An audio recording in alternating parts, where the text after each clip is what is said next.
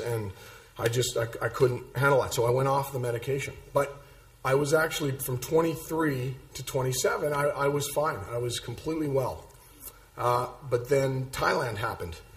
My other dream was to always backpack through Southeast Asia, and I decided this was my time. I was going to go find myself, and so I was traveling, and I ended up on an island in Thailand, this beautiful island. It had been 3 months into my trip. I was living in a hut right on the beach. I was eating Thai food for $3 and hanging out with great guys and hanging out on the beach, frisbee, hacky sack, everything you do when you're just hanging, and it was so much fun. And I met this couple, this doctor and his wife, who were really nice people, and we were hanging out, but they were smoking a lot of pot. They were smoking pot most of every day. And I'm not here to preach about not being against drugs. That's not what we're here for. But I'd always had a fear around drugs, probably because subconsciously I knew my chemistry wasn't quite right. So I'd never done it. But I'm in, when in Thailand, I guess it was, and I was with a doctor. I mean, if you can't do it with a doctor, who are you going to do it with? So, yeah, great, because she should have been a lawyer or something, but doctor. So I literally smoked half a joint, and for the next 12 hours, my life was a living hell. I was in full hallucination for those hours. I was sure I was going to die. My temperature went to 104. I wanted to swim home. Like, I really wanted to swim home. I mean, that's how often I just wanted to see my family, and it was so bad that the doctor and his wife took off because they were too scared I was going to die. So I was left alone for those 12 hours, and it was pretty brutal. But finally at the end of it, I got some sleep, and I woke up the next morning. I thought, what, if I can just get home to Toronto and be with my family and my friends, I'm going to be okay. So I got home, and I wasn't okay. And the next 2 years were really tough. The first depression I had was about, I said, the lazy, hazy, blah, bored, just no sense of life. But this depression was about fear and panic, and it was a very, very different taste of. There's just so many variations of mental illness. There's a label of mental illness, but I mean, it's like saying there's a label of sports. A golfer is very different than a football player. So so this depression was very scary, and for those 2 years, we tried the same medications, but they didn't work this time. It took 2 years to find the appropriate cocktail of medications to work. And then I got better.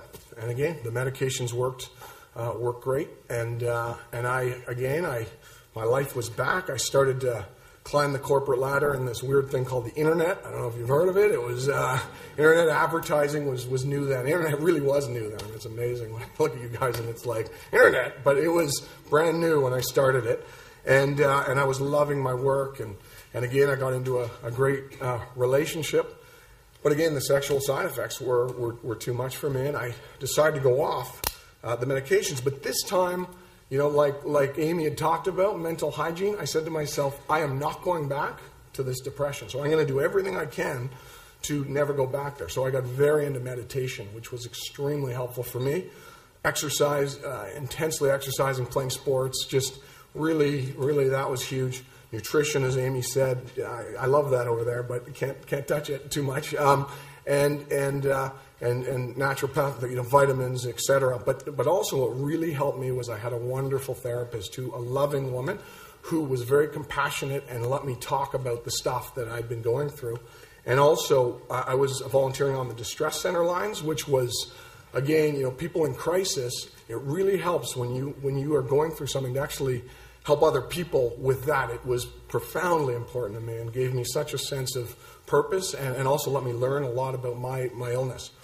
So that was really great, and I thought, what, I'm good to go. And it was fine. 5 years later, though, I was 35. I was at my very close friend's cottage. All my friends were up there with their families. The kids had gone to sleep. We were sitting around. One of my friends lit up a joint. This is the first time in my life I ever was really an idiot. This was crazy, not chemically, because I thought, I've beaten this thing, and and I have to prove to myself that I had. And it was such a moment, just a moment decision to think, I'm meditating, I'm doing everything. I want to see if I can be fine. And I literally had a few puffs of that joint. Friends were wanting me to, and that was it. But this time, it was so far worse than the first times, the first two times. It was way beyond anything that I could imagine. And the first thing was, again, to try the same medications that I'd been on, but they didn't work, and no medications worked. And this hell was going to last for 4 years, and which I found out later. But so that. I remember a moment after we tried everything and no medications work, and I was searching on the internet intensely to find research to find out what can I do to get better. And what I researched is that a lot of people, if they keep going back and forth on their medications, eventually they become something called drug resistant, which means that they won't work anymore. And I remember reading that and thinking, my heart sank, and thinking, this is it. Like I'll never get better, ever. And it was one of the scariest moments of my life. It was a very desperate time.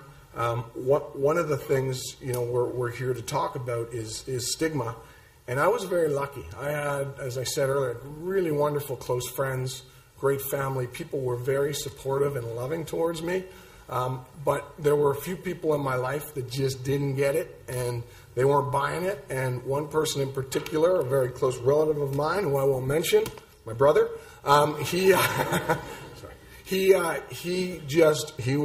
it was too painful for him. So his reaction was, you got to get out of bed. You're killing our parents with this. You got to get a job. You're lazy. Get your act together. And it was, this was on top of everything else. This was just horrible. I felt like I was a horrible person. Anyway, things got so bad.